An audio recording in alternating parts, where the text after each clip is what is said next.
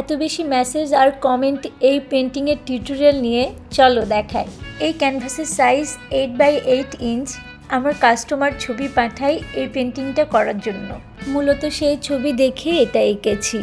অন্য কারো আঁকা ছবি আমি আঁকতে পছন্দ করি না, কিন্তু কাস্টমারের জন্য মাঝে মাঝে আমাকে আঁকতে হয়। বরাবরের মতোই আমি দূরের দৃশ্যটা আগে শুরু করেছি। অ্যাক্রিলিক কালারের ক্ষেত্রে আগে দূরের কাজ করে নিলে আঁকতে সুবিধা হয়।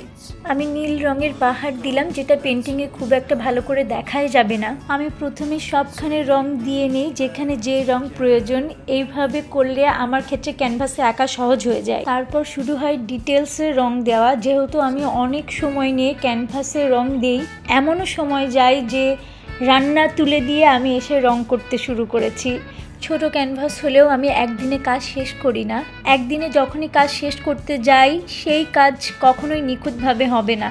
মনে রেখো, ছবি আঁকা কখনোই তাড়াহুড়ো করে হয় না। যত সময় দিবে তত সুন্দর হবে। এই পেন্টিংয়ে ছোট ছোট ঘাস ফুলগুলোই সৌন্দর্য দ্বিগুণ করে দিচ্ছে। এই ফুল আর ঘাসগুলো আমি নিখুঁত করার চেষ্টা করেছি। তোমরা দেখেছো, ঘাসগুলো চিকন করার জন্য আমি চুল ব্যবহার করেছি। তোমাদের কাছে এই পেন্টিং কেমন লেগেছে অবশ্যই জানাতে ভুলবে না।